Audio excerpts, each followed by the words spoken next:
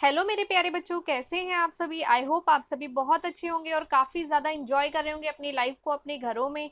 चलिए हम आज शुरू करते हैं आज की वर्कशीट। आज की वर्कशीट है वर्कशीट नंबर 26 और आज का सब्जेक्ट है हमारा सामाजिक विज्ञान यानी कि सोशल स्टडी। हमें टॉपिक मिला हुआ है आज इतिहास का रूसी क्रांति 4। रूसी क्रांति के पहले 3 वर्कशीट्स हम ऑलरेडी सॉल्व कर चुके हैं और ये चौथा पार्ट है इसका। ठीक है, ये 3 सितंबर के लिए वर्कशीट हम बना रहे हैं, तो 3 सितंबर के लिए इसे सॉल्व किया जा रहा है। रूसी क्रांति पार्ट 4, रूसी क्रांति हम पार्ट 3 कर चुके हैं। आपको ये याद रखना है कि 4 पार्ट्स में पूरे रशियन रेवोल्यूशन को कैप्चर किया गया, यानी रशियन रेवोल्यूशन जो चैप्टर है उसको 4 पार्ट्स में कंप्लीट किया गया। ये बहुत ही इंपॉर्टेंट चैप्टर है आपके सिलेबस का और एग्जाम में इस पे बेस्ड क्वेश्चन आएंगे एज यूजुअल, आपको पता ही है।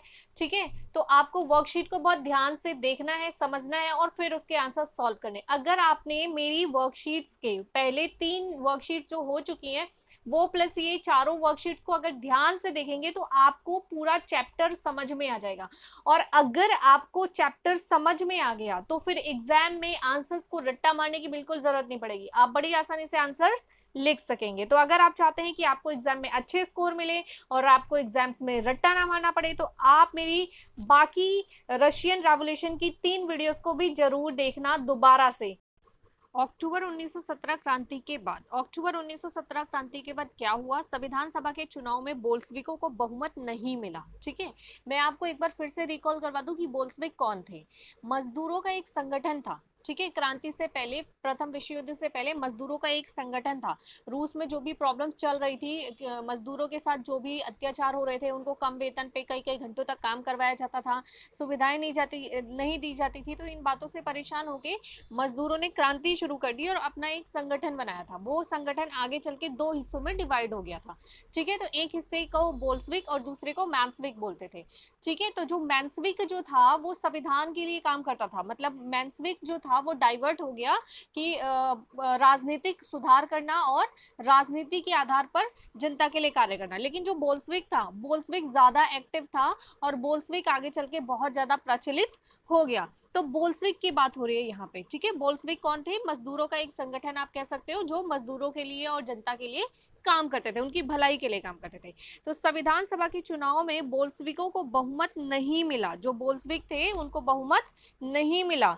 लेकिन लेनिन के नेतृत्व में संविधान सभा भंग कर दी गई। तो संविधान सभा जो थी उसे भंग कर दिया गया। भंग कर दिया, करने का मतलब होता है उसको, जैसे कि वोटिंग होती है फिर उसको खत्म कर देना, तो इस तरीके से उसे भंग कर दिया गया। एंड अखिल रूसी सोवियत कांग्रेस को संसद का दर्जा दे दिया गया। तो क्या हुआ, अखिल रूसी सोवियत कांग्रेस आ गई जिसको संसद का दर्जा मिल गया, जिसमें बोल्शेविक पार्टी ही एकमात्र राजनीतिक दल के रूप में चुनाव लड़ने के पात्र बन गई। तो क्या हुआ कि इसमें जो चुनाव लड़ने की जो पार्टी थी, राजनीतिक पार्टी थी, सबसे स्ट्रांग पार्टी थी, वो एक ही पार्टी थी। कौन सी थी, बोल्शेविक ही थी। ठीक है, बोल्शेविक ही ऐसी थी पार्टी, एकमात्र राजनीतिक दल था जो चुनाव लड़ने की पात्र बन गई। पात्र मतलब कैपेबल बन गई। ठीक है, चुनाव लड़ा उन्होंने। आगे देखते हैं, रूसी गृह युद्ध। एक तो विश्व युद्ध चला, विश्व युद्ध जब खत्म हुआ तो उसके बाद ना रूस में गृह युद्ध शुरू हो गए। गृह युद्ध का मतलब क्या होता है, गृह युद्ध का मतलब होता है कि किसी भी देश के अंदर, किसी भी देश की सीमा के अंदर, यानी उसी देश के अंदर आपस में ही जब लड़ाइयां शुरू हो जाती है तो उसको गृह युद्ध कहा जाता है। ठीक है, यानी कि किसी भी कंट्री के अंदर ही अगर वहां के लोग आपस में लड़ने लगे या वहां की सेना और नेताओं में आपस में लड़ाई हो जाए या अपने देश की सीमा के अंदर किसी भी तरह की जब लड़ाई शुरू हो जाती है ना, या लोगों के अंदर मतभेद शुरू हो जाते हैं, उसको गृह युद्ध कहा जाता है। ठीक है, तो रूसी गृह युद्ध शुरू हो गया।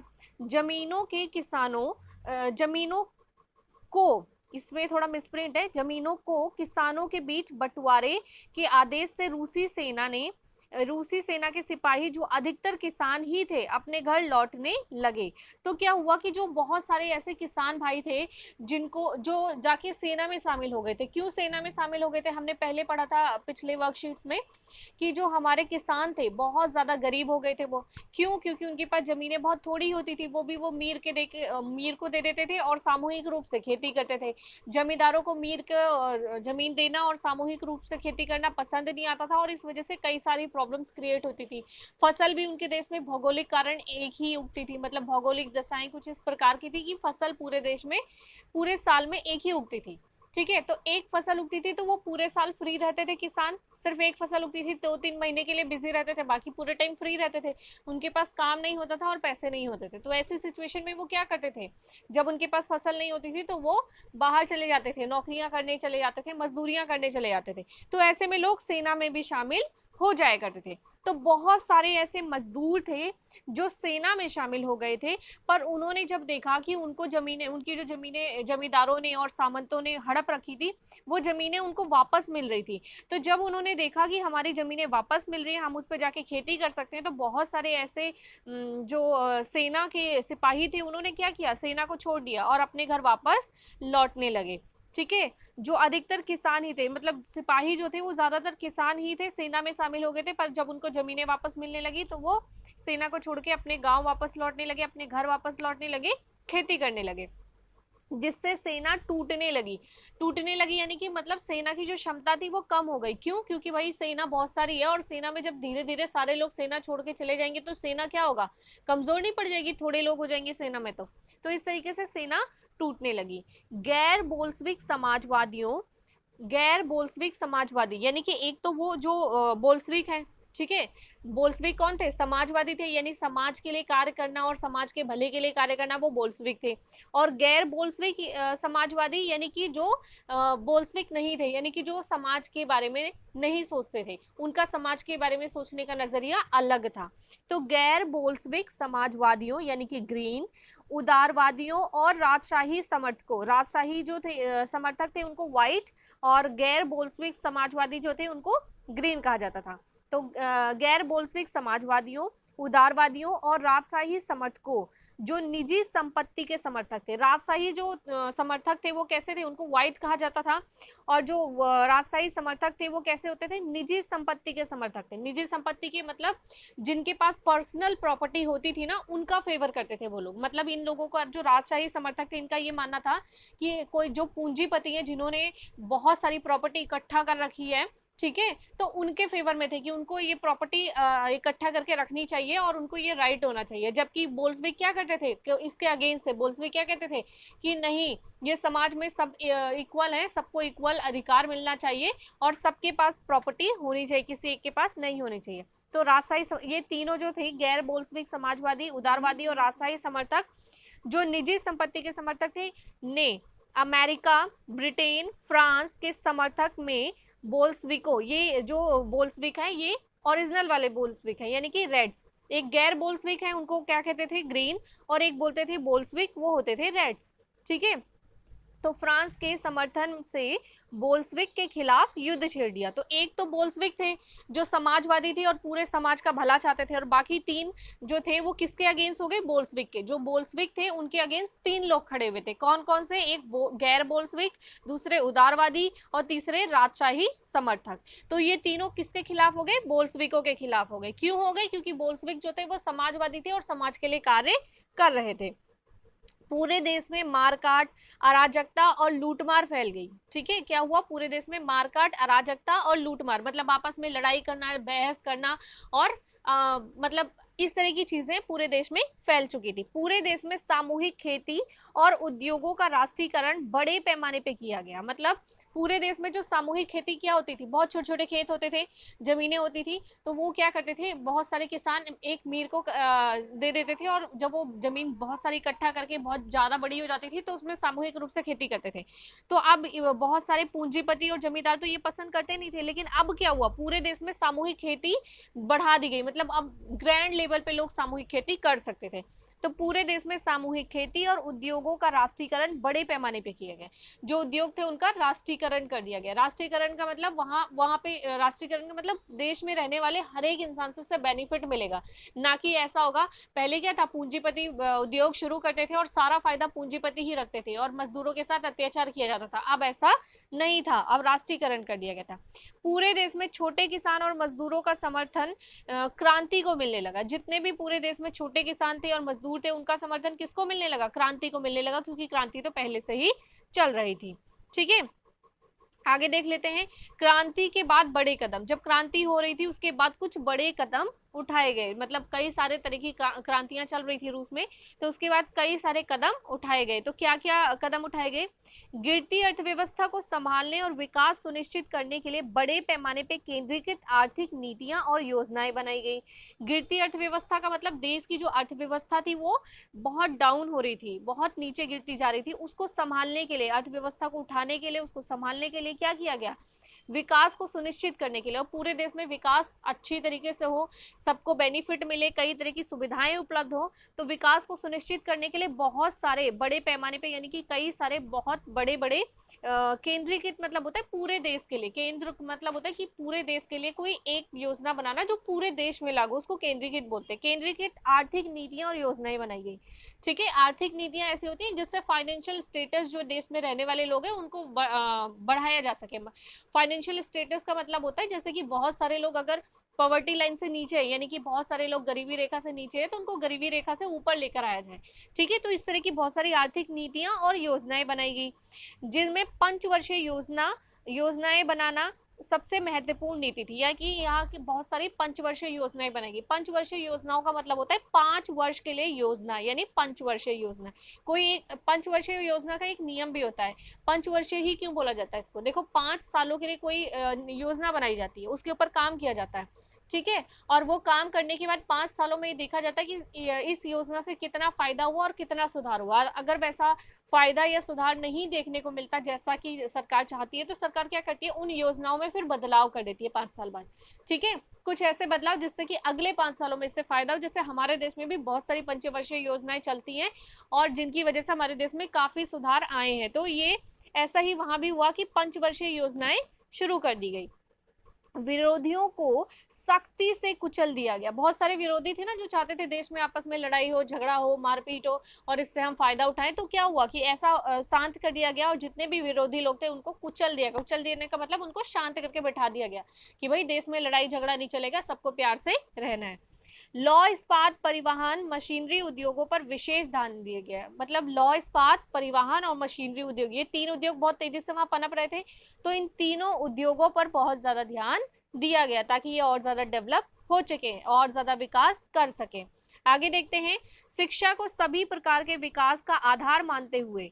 शिक्षा, आपको पता है हर एक प्रकार का विकास, कोई भी विकास किसी भी देश में करना तो सबसे पहली जो आधारशिला होती है उसकी वो शिक्षा होती है। क्योंकि अगर इंसान पढ़ा लिखा होगा तो उसके पास नॉलेज होगी, नॉलेजेबल पर्सन किसी भी फील्ड में काम करेगा तो बेहतर काम करेगा। ठीक है, उसको ज्यादा एक्सपीरियंस हो जाएगा।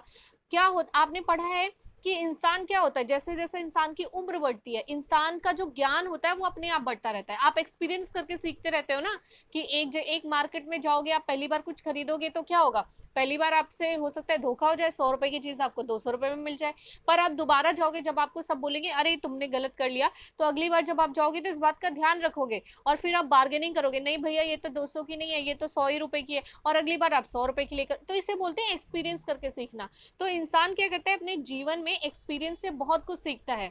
ठीक है, लेकिन उससे भी ज्यादा किससे सीखता है, शिक्षा से। दोनों ही चीजें जरूरी है। इंसान एक्सपीरियंस से तो पूरी लाइफ सीखता है, लेकिन अगर शिक्षित इंसान एक्सपीरियंस से सीखता है तो वो एक अशिक्षित इंसान के मुकाबले ज्यादा सीख लेता है। ठीक है, कम समय में ज्यादा सीख लेता है।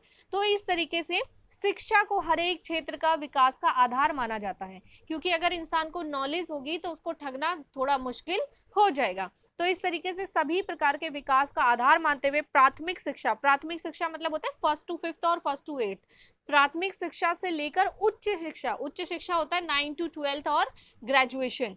तो उच्च शिक्षा के साथ साथ व्यवसायिक शिक्षा पर बेहद ध्यान दिया गया। और व्यवसायिक शिक्षा क्या होती है, जो हमारे देश में अब शुरू हुई है। पहले हमारे देश में व्यवसायिक शिक्षा आप 12th करने के बाद सीखते थे, लेकिन अब हमारे देश में व्यवसायिक शिक्षा पहले ही शुरू की जा रही है। अब जो नया सिस्टम आने वाला है उसमें से कई सारी व्यवसायिक शिक्षाएं जो है वो आपको बचपन से ही आपकी प्राथमिक शिक्षा के बाद ही शुरू कर दी जाएंगी। तो क्या हुआ कि यहाँ पे हर तरह की शिक्षा पर जोर दिया गया। लेनिन ने अपने साम्यवादी विचारों को सभी तक पहुंचाने और अधिकारों व राष्ट्र के प्रति कर्तव्यों के प्रति जागरूक करने के लिए शिक्षा को अनिवार्य किया। ये लाइन बहुत इंपॉर्टेंट है। लेनिन के कुछ अपने साम्यवादी विचार थे, मतलब समाज को लेकर विचार थे कि समाज में ऐसी ऐसी चीजें होनी चाहिए, अच्छी चीजें होनी चाहिए। तो उन्होंने क्या किया, को अपनी उनकी जो मन की बातें थी कि समाज में इस तरह सबके साथ एक जैसा न्याय होना चाहिए, सबको एक जैसे अधिकार मिलने चाहिए, तो ये सारी बातें वो जनता को पहुंचाना चाहते थे। पर कैसे पहुंचाते, तो शिक्षा एक माध्यम बनाया उन्होंने। तो वो चाहते थे कि वो अपने विचार लोगों तक पहुंचा सके, और जो देश के लोग रहते हैं उनको अपने अधिकार पता हो, अपने कर्तव्य पता हो अपने देश के प्रति। देखो, हर एक इंसान के अपने देश के प्रति कुछ अधिकार और कर्तव्य होते हैं, उसका ज्ञान होना हमें भी बहुत जरूरी है। क्यों? अगर हमें पता ही नहीं कि हमें शिक्षा का अधिकार हमारी सरकार ने दे रखा है, ठीक है, और अगर हमसे बोला जाए कि तुम्हें नहीं पढ़ाई करनी, तो हम सोचेंगे कि ठीक है, हमारे घर वालों ने बोला हमें नहीं पढ़ना, तो हम पढ़ाई छोड़ देते हैं, ठीक है। और इसलिए फिर लोग, कई बच्चे ऐसे होते हैं ना, पढ़ाई छोड़ देते हैं। पर आपको पता होना चाहिए कि आपको शिक्षा का अधिकार हमारी सरकार ने दे रखा है, ठीक है। तो यदि आपको पढ़ने से कोई रोकता है तो कोई नहीं रोक सकता। अगर आप पढ़ना चाहते हैं तो आपको कोई नहीं रोक सकता, आपके पेरेंट्स भी नहीं रोक सकते आपको, ठीक है, क्योंकि ये हमें अधिकार मिला हुआ है। तो हमें हमें क्या होता है, हम जब पढ़ाई करते हैं तो हमें पता चलता है ना कि हमें ये अधिकार मिला है, हमें ये अधिकार मिला है। अगर हम पढ़ेंगे ही नहीं तो हमें कैसे पता चलेगा कि सरकार ने हमें कौन कौन से अधिकार संविधान में दिए हुए हैं।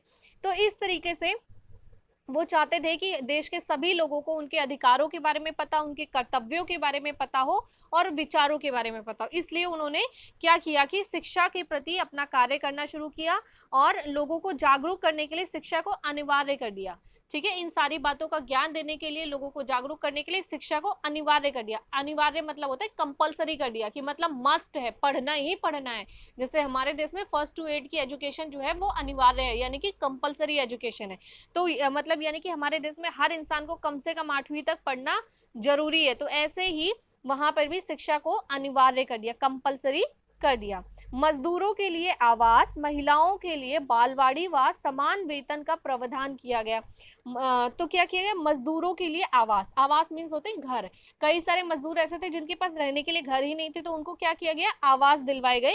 और महिलाओं के लिए बालवाड़ी व समान वेतन। बालवाड़ी मतलब ऐसी जगह जहाँ पे अपने वो बच्चों को रख सके, ठीक है, और काम भी कर सके। और उनको क्या होता था, पहले महिलाओं को कम और पुरुषों को ज्यादा वेतन मिलता था। तो क्या हुआ, अब वो नियम बदल दिए गए, अब महिलाओं को भी एक समान अधिकार मिल गया और उनको भी पुरुषों के समान ही वेतन मिलने लगा। तो ये सारे काम किए गए, ठीक है। आगे देख लेते हैं।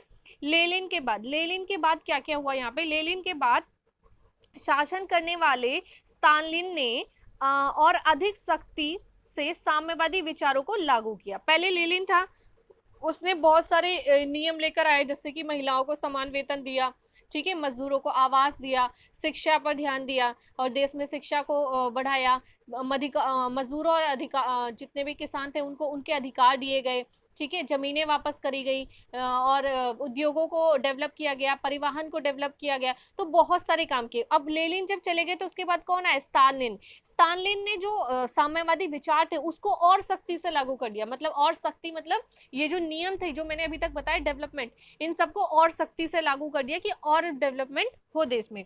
1927 के बाद अकाल की स्थिति में नियंत्रित कीमतों के कारण किसानों और सरकार के बीच टकराव हुआ। अब क्या हुआ, 1927 के बाद अकाल की स्थिति आ गई, जिसमें अकाल की स्थिति मतलब होता है कि जैसे फसल खराब हो जाती है, अनाज की कमी होने लगती है।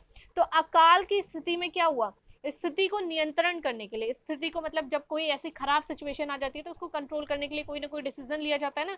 तो अकाल की स्थिति को नियंत्रित करने के लिए कीमतों के कारण, ठीक है, जैसे कि कीमतें कई बार होता है ना, बढ़ा दी जाती हैं, कई बार घटा दी जाती हैं।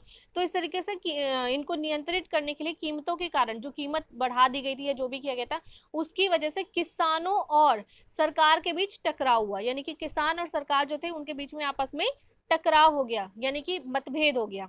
स्टालिन ने बड़े किसानों से जमीनें छीन ली। स्टालिन ने क्या किया, जो बड़े बड़े किसान उसके बाद भी रह गए थे, यानी कि कुलक, उनसे जमीनें छीन ली और छोटे किसानों से कृषि के आधुनिकीकरण करने के नाम पर जमीनें इकट्ठा कर सामूहिक कृषि के रूप में विस्तृत खेती करने का आदेश दिया। तो उसके बाद क्या किया, बड़े किसानों से जमीनें छीन ली और छोटे किसानों से कृषि के आधुनिकीकरण करने के नाम पर जमीनें इकट्ठा कर सामूहिक कृषि, मतलब बड़े किसानों से तो ये बोल के किसान जमीनें छीन ली कि तुम्हारे पास बहुत जमीनें और इतना जमीनें रखने का अधिकार नहीं है, तो इसलिए उनसे जमीनें छीन ली। और जो छोटे किसान थे उनसे ये बोल के जमीनें वापस ले ली गई कि इस जो जमीन है इसको हम आधुनिकीकरण करके इस्तेमाल करेंगे, ठीक है। तो इस तरीके से छोटे किसानों से आधुनिकीकरण के नाम पे जमीनें इकट्ठा कर ली गई, और सबसे जब जमीनें इकट्ठा कर ली गई तो बहुत सारी जमीनें हो गई, तो उनको सामूहिक कृषि यानी कि कोलखोज सामूहिक कृषि के रूप में विस्तृत खेती करने का आदेश दिया। सामूहिक खेती मतलब जैसे होता है कि 2 या 4 या 10 किसानों की जमीन इकट्ठा करके उस पर पहले खेती होती थी, उसको सामूहिक खेती बोलते थे। अब इसने क्या किया, स्टानले ने क्या किया कि छोटे बड़े सभी किसानों की जमीनें ले ली। अब पूरे देश की बहुत सारी जमीनें हो गई एक साथ इकट्ठा होके। अब उस पर जब सामूहिक रूप से खेती हो रही थी टेक्नोलॉजी का इस्तेमाल करके, पहले क्या होता था टेक्नोलॉजी नहीं यूज हो रही थी, अब टेक्नोलॉजी का इस्तेमाल करके खेती हो रही थी, तो उससे काफी फायदा हो रहा था। इसको विस्तृत खेती बोलते हैं। तो विस्तृत खेती की जाने लगी। अब लाखों लोग अकाल से मारे गए, मतलब यहाँ पे जो अकाल पड़ गया था उससे लाखों लोग मारे गए। 20 लाख से अधिक लोग निर्वासन में भेज दिए गए, यानी 20 लाख से अधिक लोग ऐसे थे जो साइबेरिया के जेल में भेज दिए गए, ठीक है। मतलब लड़ाई झगड़े की वजह से उनको जेल में भेज दिया, क्योंकि वहां पे सिचुएशन जो थी वो बहुत खराब हो चुकी थी अकाल की वजह से। आगे देखते हैं रूसी क्रांति का प्रभाव। जो रूसी क्रांति हुई उसका क्या क्या प्रभाव पड़ा। मेहनतकश लोगों द्वारा भी शासन किया जा सकता था, मतलब जो मेहनतकश यानी कि जो मजदूर लोग होते हैं, मेहनतकश होते हैं किसान मजदूर, तो उनके द्वारा भी शासन किया जा सकता है। मतलब जरूरी नहीं कि जो राजशाही लोग हों वही शासन कर सकते हैं, मेहनतकश लोग भी शासन कर सकते हैं। इसका प्रत्यक्ष उदाहरण रूसी क्रांति ने विस्तृत किया, मतलब प्रस्तुत किया। रूसी क्रांति जो थी, रूस की जो क्रांति थी, उन्होंने इसका उदाहरण दिया पूरे संसार को कि देखो भाई, मेहनत करने वाला इंसान को भी अगर आप राजा बनाओगे तो वो भी शासन कर सकता है। सोवियत संघ के द्वारा समाजवाद को पूरे विश्व में मान्यता मिली, यानी सोवियत संघ ने क्या किया, समाजवाद जो था उसको पूरे विश्व में फैलाना शुरू कर दिया कि ये एक समाजवाद एक ऐसी चीज है जो पूरे विश्व के किसी भी देश में अच्छी भावना उत्पन्न कर सकती है। तो उन्होंने पूरे विश्व में इसको फैला दिया, जिससे इनको पूरे विश्व में मान्यता मिली। अब समाजवाद एक व्यापक उद्देश्य के रूप में स्थापित हो गया, ठीक है। पूरे देश में क्या हुआ, एक व्यापक उद्देश्य के रूप में समाजवाद स्थापित हो गया। समाजवाद के लिए मार्क्सवाद, लेनिनवाद, स्टालिनवाद ने नए उपायों और तरीकों के लिए मार्ग दिखाया। मार्क्सवाद, लेनिनवाद, स्टालिनवाद, ये लोग वहां पे आए समाजवाद के लिए, इन लोगों ने काम किया, तो सबने अपने अपने तरीके और अपने अपने उपाय बताए अच्छे समाजवाद के लिए। हमारे देश के संविधान में भी समाजवाद लाने की बात कही गई है, यानी हमारे संविधान, हमारे हिंदुस्तान के संविधान में भी ऐसा कहा गया है कि हमें भी समाजवाद लाना चाहिए। तो ये था हमारा आज का चैप्टर रूस की क्रांति पार्ट 4। अब हम डिस्कस करते हैं इसके क्वेश्चंस। इसमें 4 प्रश्न आए हैं, ठीक है। पहले हम प्रश्न पढ़ लेते हैं फिर इसके उत्तर करेंगे। रूसी क्रांति के बाद रूस में गृह युद्ध होने के क्या कारण थे, यानी रूसी क्रांति हो जाने के बाद गृह युद्ध क्यों छिड़ गया था वहां पर। दूसरा है क्रांति के बाद अधिकतर किसान और मजदूर क्रांति के पक्षधर किन कारणों से बने, ठीक है। तीसरा है अक्टूबर क्रांति के बाद लेनिन ने समाजवादी समाज की सफलता के लिए कौन कौन से उपाय किए। और अंतिम प्रश्न है रूसी क्रांति के वैश्विक प्रभावों पर अपने विचार लिखिए। तो ये हैं हमारे आज के चारों प्रश्न। चलिए देख लेते हैं उत्तर।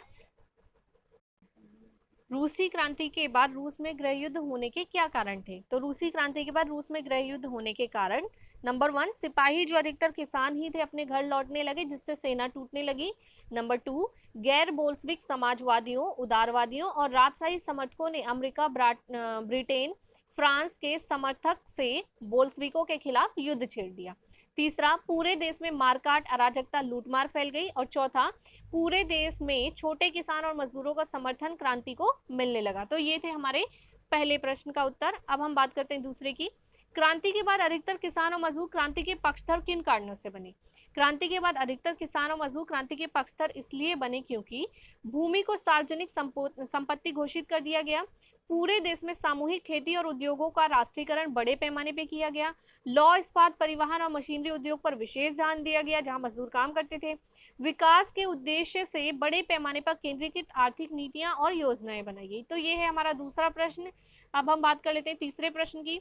अक्टूबर क्रांति के बाद लेनिन ने समाजवादी समाज की सफलता के लिए कौन कौन से उपाय किए। अक्टूबर क्रांति के बाद लेनिन ने समाज की सफलता के लिए निम्नलिखित उपाय किए।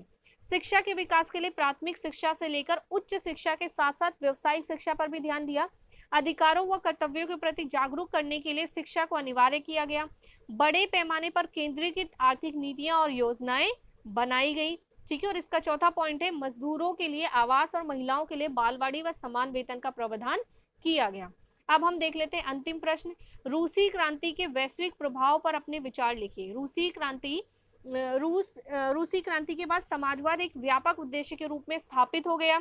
सोवियत संघ के द्वारा समाजवाद को पूरे विश्व में मान्यता मिली। समाजवाद के लिए मार्क्सवाद, लेनिनवाद, स्टालिनवाद ने अपने नए उपायों और तरीकों के लिए मार्ग दिखाए। हमारे देश के संविधान में भी समाजवाद लाने की बात कही गई है। तो ये है हमारे आज के चारों प्रश्न जो मैंने आपको बता दिए हैं। आप चाहे तो यहाँ से स्क्रीनशॉट लेके आंसर लिख सकते हैं, और यदि आप चाहें तो ये सभी आंसर्स आपको हमारे टेलीग्राम पे मिल जाएंगे। तो आप हमारा टेलीग्राम चैनल ज्वाइन कर सकते हैं, जो कि आपको डिस्क्रिप्शन में दिया गया है। आप डिस्क्रिप्शन में जाइए, टेलीग्राम पे टेलीग्राम का जो लिंक दिया हुआ है उसे क्लिक करिए और वहां से हमारे चैनल को ज्वाइन करिए। वहां आपको सभी वर्कशीट्स के सभी सब्जेक्ट्स के उत्तर मिल जाएंगे। ठीक है, तो आप चाहें तो वहां से भी आंसर्स ले सकते हैं। और सभी बच्चों को हमारा चैनल जो है वो सब्सक्राइब करना है और शेयर करना है। ठीक है, और अगर आपको वीडियो पसंद आती है, आपको मेरा पढ़ाया हुआ समझ में आता है, तो हमारी वीडियो को लाइक जरूर करना है। ठीक है, और अगर आप इस चैनल को सब्सक्राइब करके रखेंगे तो अगली वीडियो डाउनलोड जैसे ही हम अपलोड करेंगे आपके पास नोटिफिकेशन आ जाएगा, जिससे इजिली आप सारी वीडियो को एक ही जगह पे देख पाएंगे। ठीक है, और अगर आप प्ले स्टोर में जाएंगे तो वहां पर आपको 9th और 10th की अलग अलग ग्रुप्स मिल जाएंगे, जहां पे आसानी से आपको अपनी क्लास का वीडियो मिल जाएगा, तो आपको दिक्कत नहीं होगी देखने में। ठीक है, और जिन बच्चों को ये प्रॉब्लम दिखती है कि आपके फोन में आपको वीडियो ब्लर दिखाई देती है, आपको वर्ड समझ में नहीं आ रहे, लेटर समझ में नहीं आ रहा है, तो अपनी वीडियो के राइट हैंड साइड पे देखना 3 डॉट्स दिखेंगे, उस डॉट को क्लिक करोगे तो नीचे कुछ ऑप्शन आएंगे, जिसमें एक ऑप्शन होगा क्वालिटी। आप क्वालिटी पे क्लिक करना, तो उस पर लिखा होगा देखो 240, 480 ऐसे कुछ करके पॉइंट्स लिखे होंगे। ठीक है, 180, तो जितना हाई रेजोल्यूशन, उसे रेजोल्यूशन बोलते हैं। 480 आप सेलेक्ट करो। ठीक है, 480 सेलेक्ट करने के बाद फिर वीडियो को रिस्टार्ट करके देखो, तो क्या होगा, आपकी वीडियो बिल्कुल क्लियर आएगी, बिल्कुल भी ब्लर नहीं आएगी। रेजोल्यूशन कम होने की वजह से ही वीडियो आपको ब्लर दिखती है, तो आपको लगता है वीडियो क्लियर नहीं है, पर वीडियो क्लियर होती है। ठीक है, तो इस बात का ध्यान रखना है। और कोई भी डाउट या कंफ्यूजन होता है तो आप हमें कमेंट सेक्शन में जरूर बताएं। ठीक है, और वीडियो अगर आपको पसंद आती है और समझ में आती है तो भी आप कमेंट सेक्शन में एक बार जरूर मेंशन करें कि आपको समझ में आया है। मैं हूं महिमा और आपसे लेती हूं विदा, फिर मिलेंगे अगली वीडियो में। Bye bye.